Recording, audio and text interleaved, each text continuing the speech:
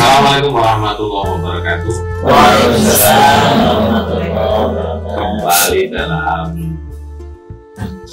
Giat Bisa Bagus, acara yang diinisiasi oleh kawan-kawan BPID dan Humas Kabupaten Kota Malang. Dan hari ini dengan setting tempat yang baru, ini ruang baru dari bantuan kawan-kawan madrasah. Saya nggak minta loh ya. Nah, ini karena kepedulian kawan-kawan madrasah untuk podcast kita, moga-moga ini kita resmikan kali ini dengan mewawancarai semua madrasah berkaitan dengan pendidikan ke depan. Bagaimana kita membangun pendidikan yang lebih baik untuk Indonesia Emas. Di sini ada mulai Bu MI ya, ada Mi1 ini Bu Ais, ada Mi2 Pak Nanang, MTSN 1 Bu Erni, MTSN 2 Pak Amin, Tohari, Man 1 Pak Dirjo dan Man 2 Pak Asam, dan ini PLH tugas Kepala Kota Malang, tugas keluarga. Ada satu hal yang kemarin hari Sabtu kemarin saya ini Bapak Ibu sekalian diminta berbicara di depan santri-santri tentang strategi dakwah bagi miskin perkotaan, bagi masyarakat urban perkotaan.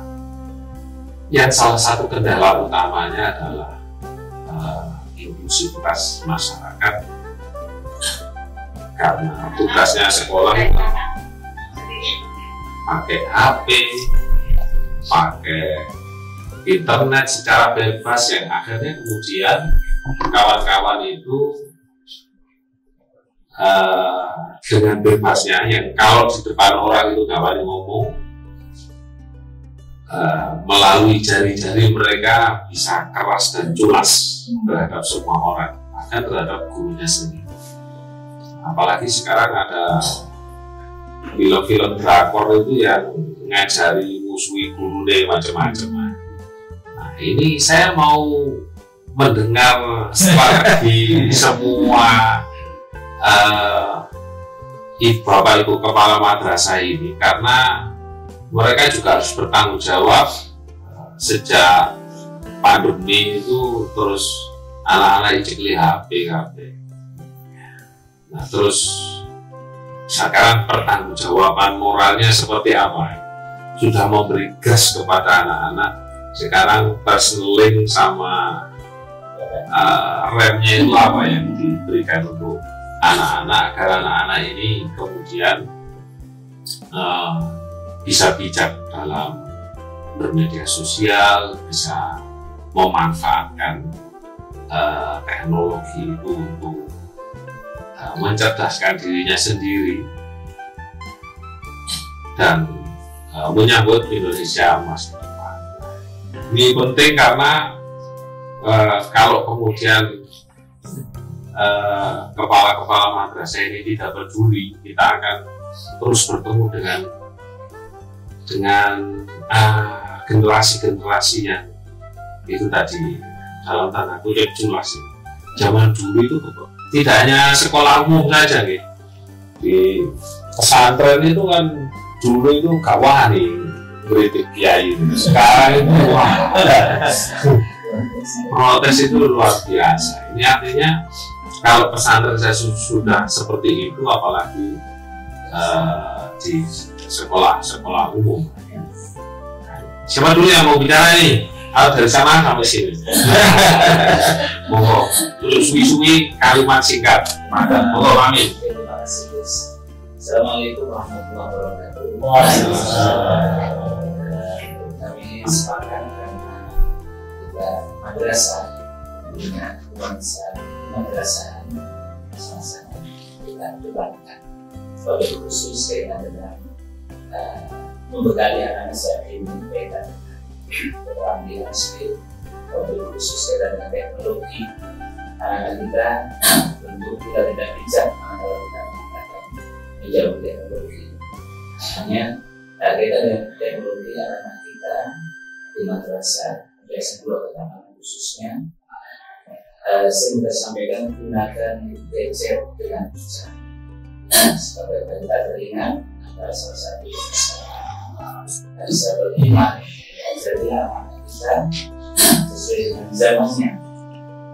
Di saya mereka bisa survei dalam hidup secara garis besar itu.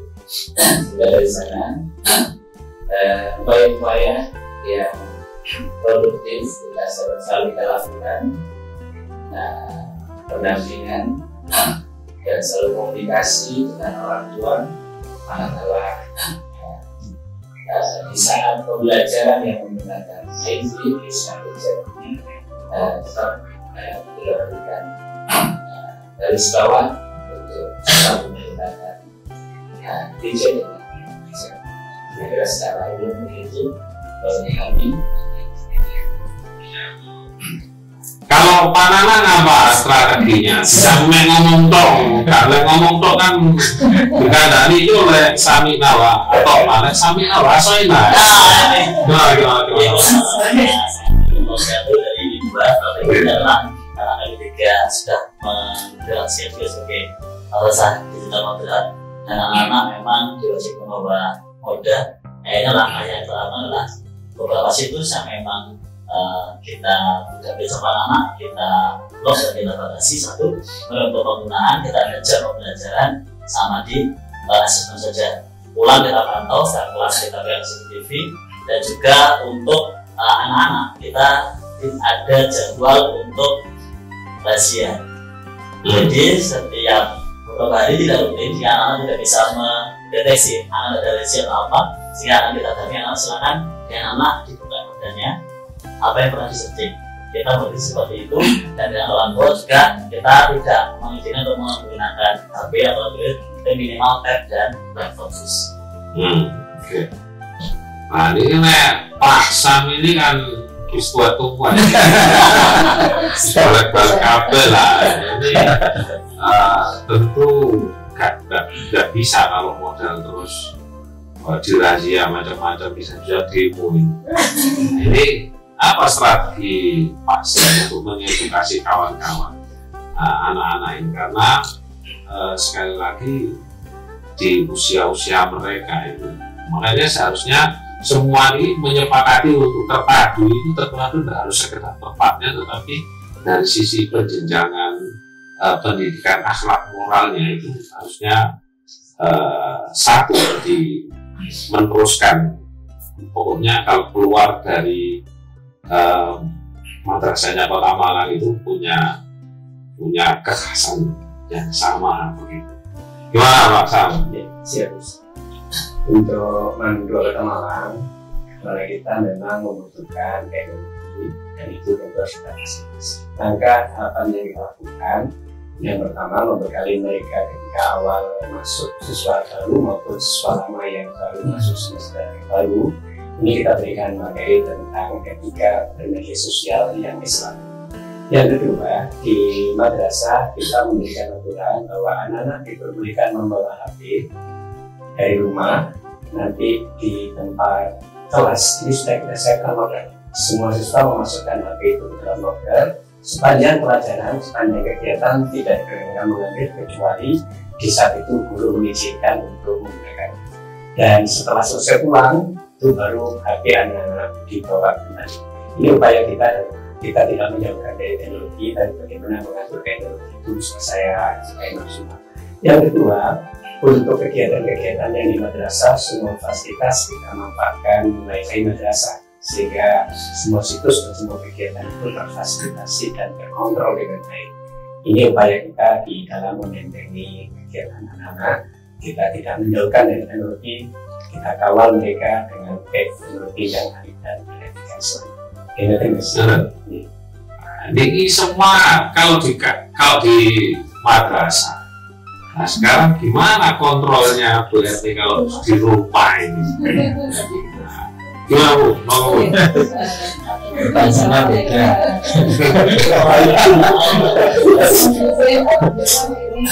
Tidak ada kisi-kisinya. Madrasah khususnya di FMI saat itu kan sudah diresmikan sebagai madrasah digital. Ya, 22 Januari 2023 Ya. otomatis ini juga bahwa tidak bisa kita melarang, hanya sekedar nggak boleh. Tetapi ada beberapa hal yang di MTS 1 khususnya kami menerapkan. Yang pertama, anak-anak tidak boleh membawa laptop, tetapi boleh membawa laptop.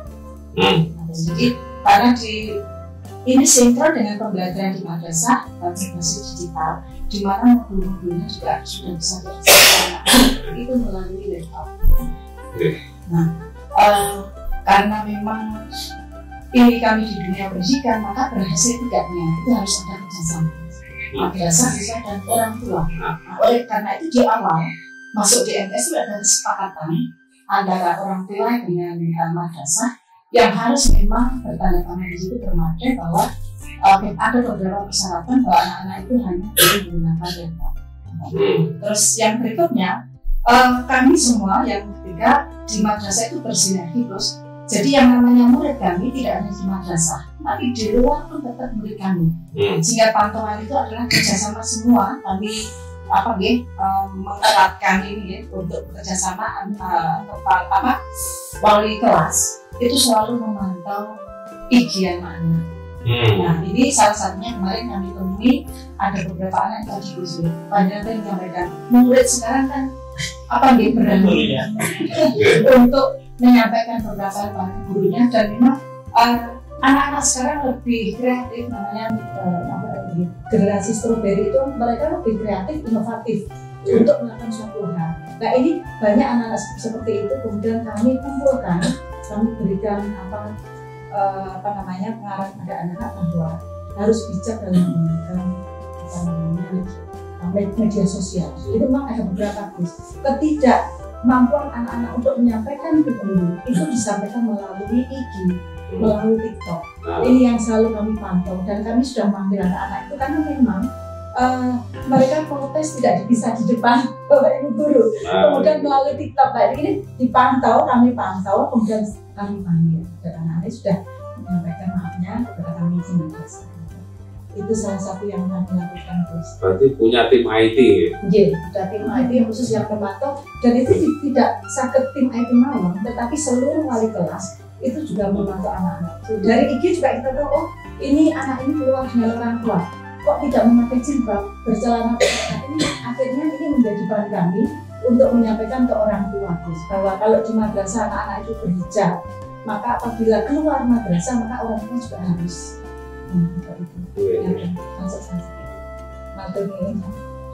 Sekarang apa strateginya Bu Ais ini? Soalnya sama. Soalnya strategi edukasi kepada wali murid. Kadang-kadang wali murid itu pinginnya itu jahit no klambi. Pokoknya aku pengen anakku jadi tanpa kemudian mereka mau membantu desainnya, kemudian bekerja sama, mengedukasi, dan sekarang ini kan sudah banyak guru-guru itu yang kemudian dilaporkan ke polisi macam-macam sebagai bentuk perlawanan. Jadi pembelaan orang tua kepada anak itu zaman sekarang ini lebih ke jasad bukan kepada rohnya. Strateginya Bu Ais apa? Terima kasih Gus, boleh action dulu ya. Assalamualaikum warahmatullahi wabarakatuh. Saya Siti Aisyah dari NIM 1 Kota Malang, Madrasah Digital Moderat, dengan moto tiada hari tanpa prestasi.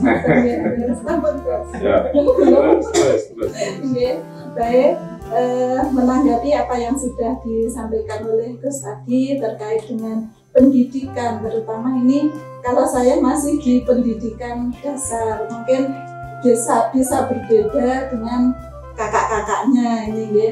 Jadi sesuai dengan visi Min1 Kota Malang itu memang mewujudkan siswa-siswi yang beriman, berakhlakul karimah, kemudian berprestasi, cakap teknologi, dan juga peduli lingkungan. Nah, dengan cakap teknologi ini memang tidak bisa dipungkiri, kami juga sudah diresmikan sebagai madrasah digital, sehingga pembelajaran kami pun mulai kelas 3 sampai dengan kelas 4 itu sudah berbasis digital. Nah, bagaimana terkait dengan program-program kami untuk mewujudkan Indonesia Emas dengan anak-anak yang berkarakter akhlakul karimah. Jadi di Min1 Kota Malang itu ada program mendampingi siswa 24 jam penuh. Bagaimana ini maksudnya? Apakah anak-anak minat boten? Tetapi kita mempunyai buku kendali yang di sini memang kolaborasi antara madrasah dengan orang tua. Ketika di madrasah mungkin kami yang di sini ngopeni ya tapi ketika di rumah kami tetap bisa memantau kegiatan anak-anak. Nah, buku pantau itu kita beri nama Paku Bumi. Jadi pengembangan akhlakul karimah, ubudiyah, budaya Islami. Nah, di sini memang kita banyak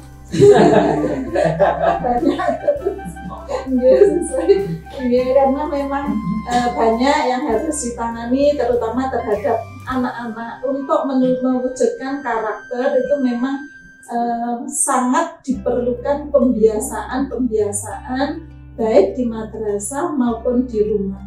Oleh karena itu di buku tersebut mulai dari ibadah anak-anak, sholatnya, sholat wajib, sholat sunnah, kemudian doa, kemudian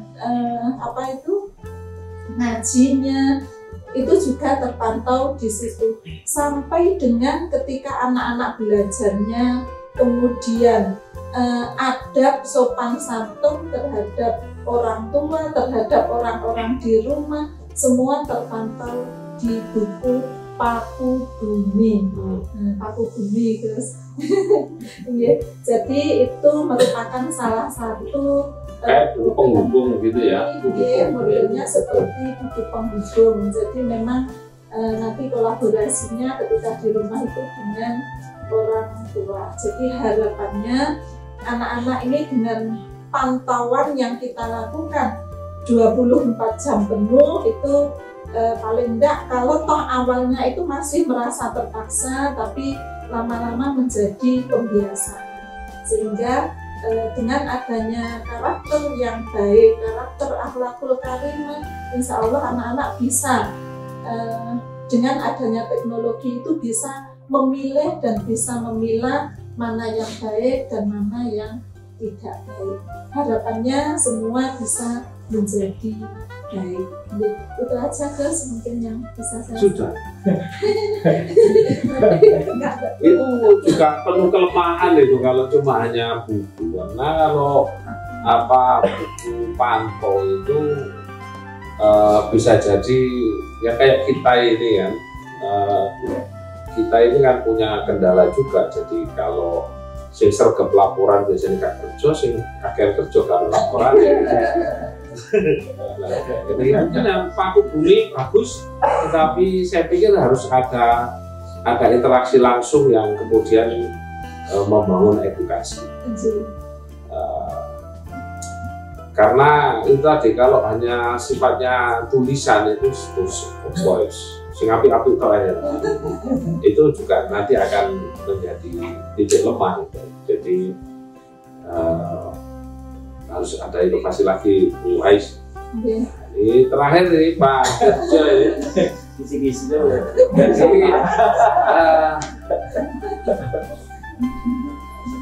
masing-masing punya karakter cara dalam membina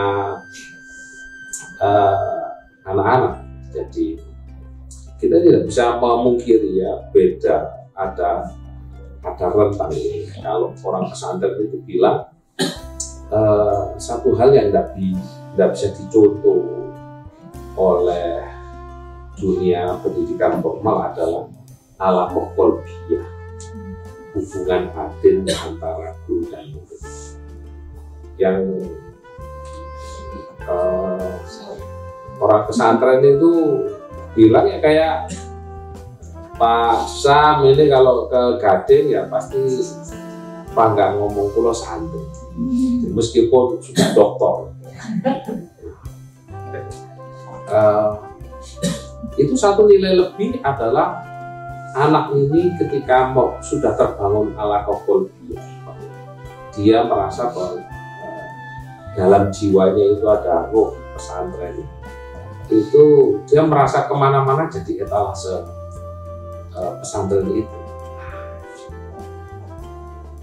Bagaimana man itu bisa dengan ma'hadnya itu bisa nyontoh seperti ini? Artinya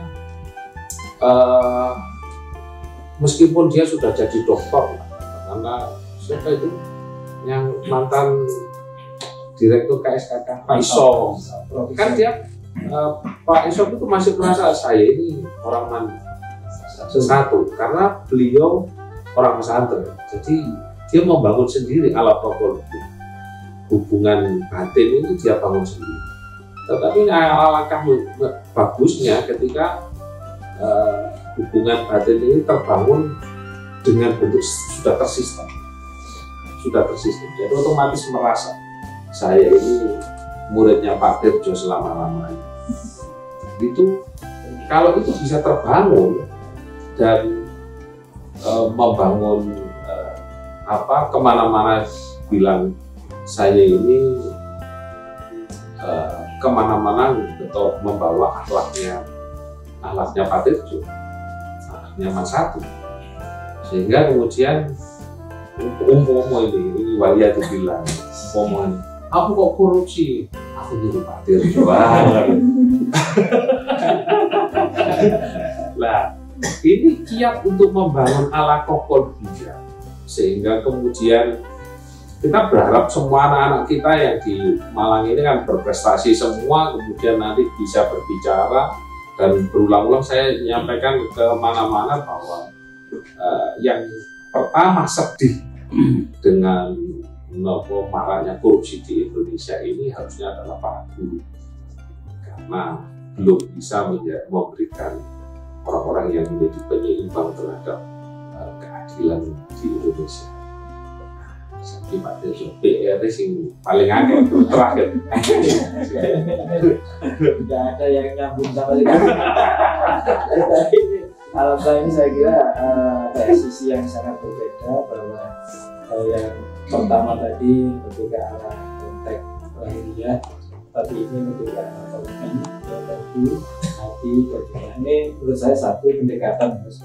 Kemudian yang pertama pendekatan dalam artian pendekatannya paling esensi adalah di keteladanan, dan keteladanan ini akhirnya mengalirnya adalah di tindakan praktis yang itu semua benar, dari sisi karakter positif, sisi karakter tadi mahadnya, bagaimana antara mahad dan konteks madrasah yang sifatnya formal di pagi hari juga ada kesenangan. Artinya bahwa best practice tindakan baik yang khususnya misalnya itu namanya apa macam-macam, tapi kalau di tindakan keteladanan baik itu menjadi sesuatu yang natural, sesuatu yang sifatnya menjadi sesuatu yang mengalir seperti itu, dan ini menjadi pola dan cara berpikir yang segitiga antara madrasah, antara orang tua, keluarga, dan juga masyarakat, termasuk di dalam ini saling sinergi seperti itu. Walaupun ini artinya walaupun tidak diformalkan, tapi karena ada ketentuan atau tertentu sekarang, walaupun regulasi besarnya sudah jelas di step itu, tapi substansinya lebih ke arah kalau kita kembali ke pondok, ya, tadi kan sultan itu disana kan lebih ke arah keteladanan akhlak seperti itu, sehingga kalau pembiasaan atau natural dari marwah baik yang di Maha juga dimanfaatkan menjadi satu sinergi, mulai dari tertib datang, mulai dari sholat duhanya, ambil contoh penggunaan HP tadi digital itu sebenarnya kan itu media dan instrumen, tapi substansinya adalah cara berpikir bapak ibu gurunya dulu bahwa HP itu adalah sebuah alat, jadi bisa digunakan positif, bisa sebaliknya. Tapi kalau ini sudah meretas di cara berpikir bahwa di dalamnya juga bisa untuk sekolah, bisa untuk tadi membangun konteks agar jangan korupsi dan seterusnya.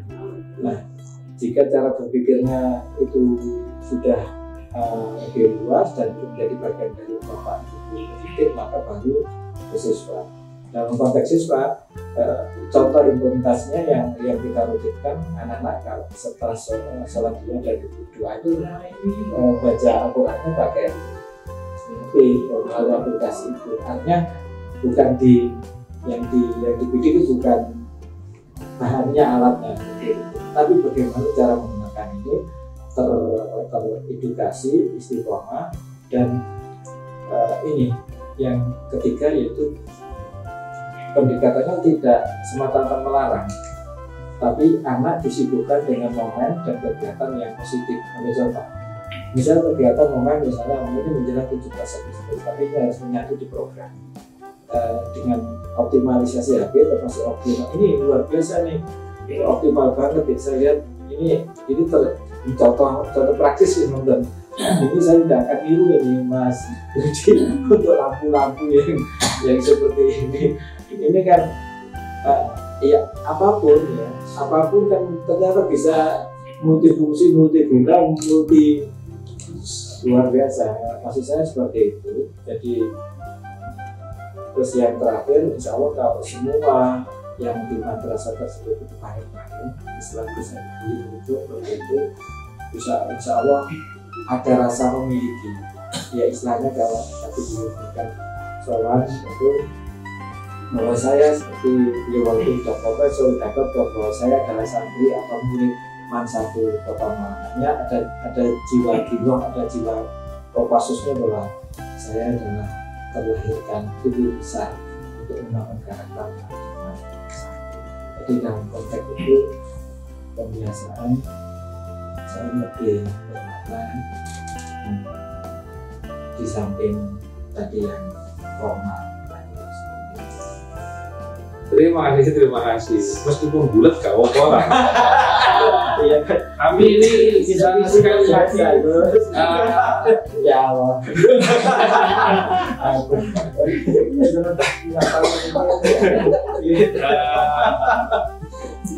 Ada beberapa poin-poin yang sebenarnya perlu kita kembangkan dari ide-ide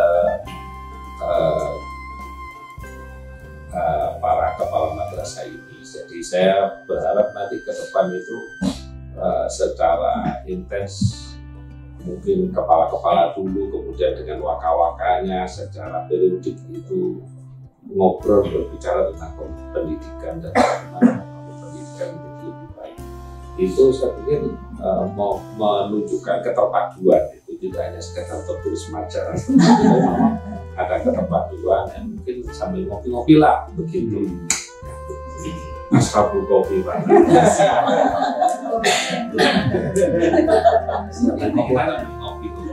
Jadi saya berharap momen awal podcast ini nanti jadi momen kita membicarakan isu-isu pendidikan dengan semua kepala-kepala madrasah, dengan kemudian nanti dengan yang lebih besar yang kemudian kita semua nanti mungkin dari obrolan-obrolan santai bisa menemukan titik temu untuk formula bagaimana kita menatap pendidikan yang lebih baik, berawal dari Kota Malang, Indonesia. Baik, ini mestinya masih panjang ini. Aku pakai sing ngarep tak protes terhadap semua. ini masih ada kegiatan lain yang harus kita selesaikan. Ala kulli hal kita ketemu hari ini sebagai salah satu bentuk terima kasih kita kepada madrasah karena semua ini disupport oleh kawan-kawan madrasah untuk biar bisa bagus ke depan. Semoga obrolan-obrolan ini tidak hanya sekedar lewat di YouTube saja, tetapi kemudian menginspirasi kita semua untuk terus berbuat baik bagi pendidikan di Indonesia dan untuk kejayaan pendidikan di Kota Malang utamanya. Ini yang satu tidak saya wawancarai karena tugas support hari ini tugasnya menjadi background.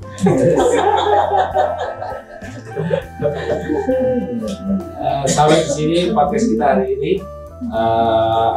bisa bagus kali ini. Sekali lagi terima kasih kepada semua kawan-kawan madrasah.